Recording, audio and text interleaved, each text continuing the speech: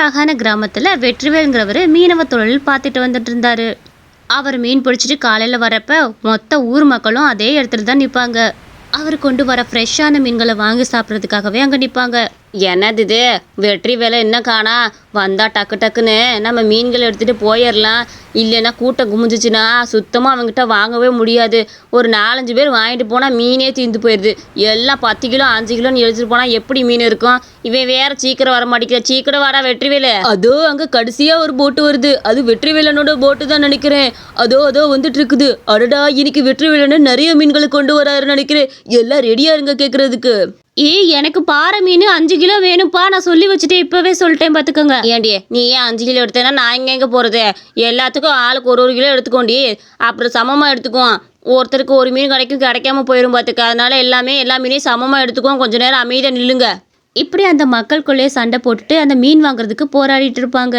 அப்பா வெற்றிவேலு, நான் தான் முன்னாடி வந்தேன், அதனால நான் முதல் மீன் எடுத்துக்கிறேன். என்ன, எனக்கு ஒரு பாறை மீன் 5 கிலோ போட்டுரு. அப்புறம் இந்த கெண்டை மீன் பார்த்தியா, அது ஒரு 2 கிலோ போடுப்பா. வஞ்சரம் மீன் தான் 1 கிலோ போடுக்கன்னு, சீக்கிரம் போடு. இவளுக்கெல்லாம் கேட்க ஆரம்பிச்சாலும் எனக்கு மீனும் கிடைக்காது, ஒன்றும் கிடைக்காது பார்த்துக்க. நான் வயசானவள, எனக்கு சீக்கிரம் போடு. ஏன் பயங்கரமான கிளவியா இருக்கிற? இப்போதானே எல்லாரும் சமமாக எடுத்துக்கலான்ட்டு வேகமாக போய் 5 கிலோ வாங்கிட்டு இருக்கிற. எல்லாம் சமமாக எடுத்துக்கலாம், பொறுமையாக நில்லு. ஆளை பாரு, அப்ப விட்டுருந்தா நானே முன்னாடி போய் கேட்டு இருப்பேன்ல. அடடடா, இன்னைக்கு மீன்கள்லாம் நிறையவே பிடிச்சிட்டு வந்திருக்கிறேன். தயவு செஞ்சு யாருமே சண்டை போடாம நிதானமா வாங்கிட்டு போங்க. எல்லாமே சமமா எடுத்துட்டு போங்க. எல்லாத்துக்கும் எல்லா மீனுமே கிடைக்கட்டும். ஒவ்வொருத்தவங்களும் ஏமாறவே கூடாது. அதனால நான் எல்லாத்துக்கும் சமமா மீனை பிரிச்சு கொடுத்துறேன். சமமா எடுத்துட்டு போங்க, புரியுதா? தயவு செஞ்சு சண்டை போறத நிறுத்துங்க. இன்னைக்கு நம்ம கிட்ட நிறைய மீன்கள் பிடிச்சிருக்குது. முக்கியமா பாறை மீன் உங்களுக்கெல்லாம் ரொம்ப பிடிக்குமே. இன்னைக்கு பாறை மீன் நிறைய சிக்கிச்சு, எடுத்து தர இருங்க. இப்படி அங்கே இருக்கவங்கெல்லாம் அவசர அவசரமாக மீன்களை வாங்கிட்டு வேகமாக கிளம்பணும்னு நினைப்பாங்க. வெற்றிவேலோட மீனெல்லாம் ஒரே நிமிஷத்தில் காலியாயிரும். எப்பா ஒரு நிமிஷத்தில் எல்லா மீன்களும் காலி ஆயிருச்சு. இனி அங்கே கடலுக்குள்ளே வந்துருவாங்க போல இருக்குது. இவங்கெல்லாம் கிளம்புவான். ஒரு நாள் காலையில் வெற்றிவேல் வழக்கம் போல் தன்னோட கடலில் மீனெல்லாம் பிடிச்சிட்டு வந்து நின்றுட்டு இருந்தாரு.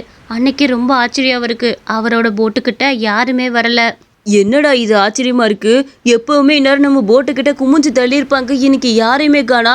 இன்னைக்கு நிறைய மீன் வேற பிடிச்சிட்டு வந்துட்டு ஒருத்தரை கூட காணா. போய் பார்த்துட்டு வருவோம். வாங்க வாங்க, இந்த ஆரோக்கிய குமார் கிட்ட எல்லா மீன்களும் இருக்குமா? வாங்க வாங்க, எல்லா மீன்களும் கம்மியான விலையில போடுறேன். பாறை மீன் மற்றவங்க கிட்ட எல்லாம் 1 கிலோ 150 ரூபானா, என்கிட்ட வெறும் 100 ரூபா தான். வாங்கிக்கங்கம்மா வாங்கிக்கங்க. என்ன வெற்றிவேல் அண்ணே கூட பாறை மீன் 150 ரூபா 180 ரூபான்னு போடுவாரு, நீங்க 100 ரூபாய்க்கு போறீங்களே, பரவாயில்லையே. பாறை மீன் மட்டும் இல்ல, ஜிலேபி கட்லா எல்லா மீனுமே நம்ம கிட்ட குறைஞ்ச விலையில இருக்குது. இது எல்லாமே கடல்ல பிடிச்ச ஃப்ரெஷ்ஷான மீன்கள். நீங்க தாராளமா இதெல்லாம் வாங்கி சாப்பிடலாம். உடலுக்கு எந்த விதமான பாதிப்பும் வராது. அடடே, கடலில் பிடிச்ச ஃப்ரெஷ்ஷான மீனா?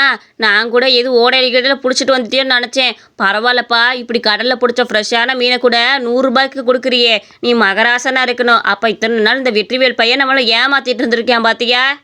எவன் எப்படி வேணாலும் ஏமாத்திட்டு போட்டோம், நம்ம கடையை நம்ம வந்தவங்க கைவிடப்படாது. இவன் எப்ப மீனவனானா? இவனை போட்ல பார்த்ததே கிடையாது. ஏப்பா, நான் கேட்கறேன்னு தப்பா நினைச்சுக்காத. நீ போட்ல ஒரு தடவை கூட கடலுக்குள்ள போய் மீன் பிடிச்ச மாதிரி என் கண்ணு தென்பட்டதே கிடையாது. எப்படி நீ இவ்வளவு ஃப்ரெஷ்ஷான மீன் கொண்டு வந்த? ஏங்க, அதெல்லாம் உங்ககிட்ட சொல்லிக்கிட்டு இருக்க முடியுமா? உங்க கண்ணில் படணுன்னே நான் ஒவ்வொரு நாளும் போட்டை உங்க கண்ணு முன்னாடியா ஓடிட்டு போக முடியும்? நானும் போட்ல போய்கிட்டு தானே இருக்கிறேன். ஆனா உங்களை நான் தினமுமே பார்ப்பேன். உள்ள கடலுக்குள்ள போகும்போது பார்ப்பேங்க. நீ போய் சொல்ற. நீ ஒரு நாள் கூட போட்ல மீன் பிடிக்க வந்து நான் பார்த்ததே கிடையாது. ஒழுங்கு மரியாதையா சொல்லு, இந்த மீன்கள்லாம் எங்க பிடிச்சிட்டு வந்த? ஐயோ, இவனை யாரை நம்பாதீங்க. இவன் ஒரு மீனவனே கிடையாது. இவன் போட்ல மீன் பிடிச்சு நான் பார்த்தது கிடையாது. வேணா யாரை வேணாலும் கேட்டு பாருங்க, இவன் மீனவன் கிடையாது. நீ பொறாமைக்காக இப்படி சொல்றேன்னு இந்த மக்களுக்கு தெரியாமையா இருக்கும். உன்னை விட மீன் விலை கம்மியா கொடுக்குறேன்னு பொறாமையாக்கும் உனக்கு. ஏன்ப்பா வெற்றிவேலு, என்னப்பா இது நியாயம்? உன்கிட்ட மீன் வாங்கலன்னதுமே இன்னொரு கடையை குறைச்சி பேசுறதா?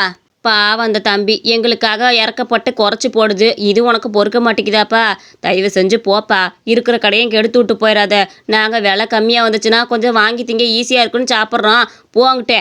என்னம்மா இப்படி பேசுறீங்க? நான் போய் அப்படி ஒருத்தவங்க மேலே வீணா பழி போடுறவனா சொல்லுங்க? அண்ணே, நீங்கள் இப்போ பண்ணுறது எல்லாமே அப்படிதான் இருக்குது. அவர் மேலே வீணா பழி சுமத்துற மாதிரி இருக்குது. இங்கேருந்து போங்கண்ணே.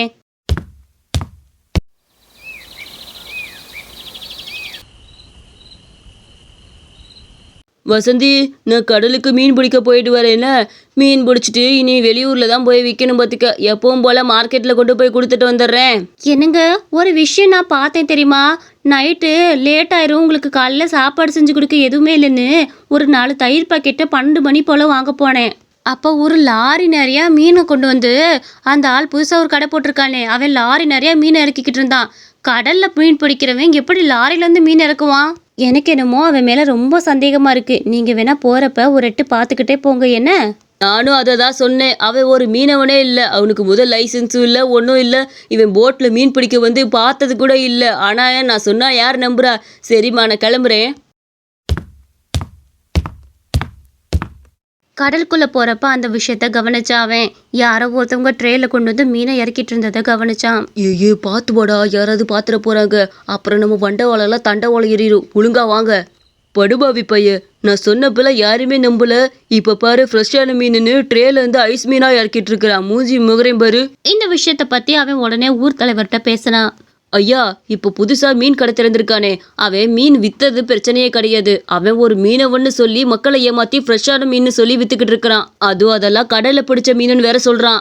என்னப்பா சொல்கிற? கடலில் பிடிச்ச மீனுன்னு சொல்கிறானா?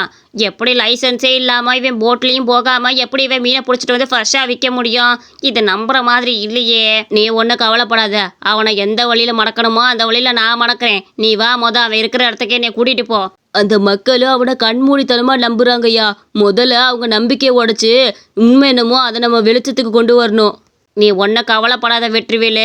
என்னைக்குமே நியாயம்தான் ஜெயிக்கும். அதர்மம் என்னைக்கே இருந்தாலும் தோத்துதான் ஆகணும். அவள் எத்தனை நாளைக்கு இந்த ஊர் மக்களை ஏமாத்திட போறா? நான் இருக்கிற வரைக்கும் யாரையும் ஏமாற்ற முடியாது. நீ வா, அவன் இருக்கிற இடத்துக்கு போவான். ஏப்பா, நீ இந்த கடலுக்கு புதுசுனால உனக்கு இதை பற்றிலாம் தெரியாது. நான் சில விஷயம் சொல்கிறேன். நமக்கு எப்போவுமே மீனவர்கள்லாம் ஒரு போட்டி வைப்பாங்க. அதனால் உன் போட் எடுத்துகிட்டு கடலுக்கு வா. யார் அந்த போட்டியில் ஜெயிக்கிறாங்களோ அவங்களுக்கு 2 படகு இலவசமாக வழங்கப்படும். வாப்பா. இல்லை இல்லை இல்லை, என் போட்டு ரிப்பராக கிடக்குது. நான் அடுத்த வருஷம் போட்டியில் கலந்துக்கிறேயா. அடடா, போட்டு போயிருச்சா? அதனால ஒன்றும் பிரச்சனை இல்லை. நம்மக்கிட்ட எக்ஸ்ட்ரா 3 போட்டு இருக்குது. நீ எந்த போட்டு வேணாலும் தாராளமாக எடுத்து போட்டியில் கலந்துக்கலாம். வா ஆரோக்கியம், வா. கலந்துக்கிட்டே போட்டியில் ஜெயிச்சா 2 படகு இலவசமாக கிடைக்கும்ல. வா. இது நம்ம மீனவர்களுக்கான போட்டி. இதில் நீ கலந்துக்கிட்டு தான் ஆகணும். கலந்துக்க மாட்டேன்னு சொல்லவே கூடாது. அது நம்ம மீனவ இனத்துக்கே அசிங்கம். பார்த்துக்க. வா. இல்லை இல்லை, நான் வர்றேங்க. என்னை விட்டுருக்க தயவு செஞ்சேன். நான் உண்மை என்னமோ சொல்லிடுறேன். எனக்கு போட்டில் ஓட்ட தெரியாது, மீனும் நான் பிடிக்க கிடையாது. நான் மீனை ஒன்றும் கிடையாது. நான் ஒரு லாரியில் தான் மீனை இறக்கி மீனை வியாபாரம் பண்ணுவேன். அது ஒரு பெரிய ஓடலை தான் பிடிச்சிட்டு வராங்க. இது ஃப்ரெஷ்ஷான மீன்லாம் கிடையாதுங்க. தயவு செஞ்சு என் மேலே எந்த புகாரும் அழிச்சிடாதீங்க. அட படுபாவி, அவர் சொன்னப்ப கூட உங்களை நம்பலையே. இப்போ உன் வாயிலே வார்த்தைலாம் வருது பாத்தியா? நீ எல்லாம் என்ன மனுஷனோ? காசுக்காக என்ன வேணாலும் பண்ணுவியாடா? இப்படி கடல் மீனுன்னு சொல்லிட்டு எங்கிட்ட இருந்தோ பிடிச்சிட்டு வந்த மீனை இத்தனை நாள் ஏமாத்தி எங்களுக்கு வித்திருக்கியே. நீ இந்த ஊரை விட்டு காலி பண்ணு. இங்க இருக்கவே கூடாது. எங்களுக்கு அபராதமும் தெரிவிச்சிட்டு போ. அவன் முழுக்கிற மொழிய பாரு. அவனை அடிச்சு வெளியே தோர்த்துக்க. அந்த ஊர் தலைவர் அவன்கிட்ட சுலபமா உண்மையை வர வச்சாரு. இந்த மாதிரி கதை உங்களுக்கு ரொம்ப பிடிச்சிருந்துச்சுன்னா மறக்காம நம்ம அனிமேஷன் ஸ்டோரிஸ் சேனலுக்கு சப்ஸ்கிரைப் பண்ணி வச்சுக்கோங்க.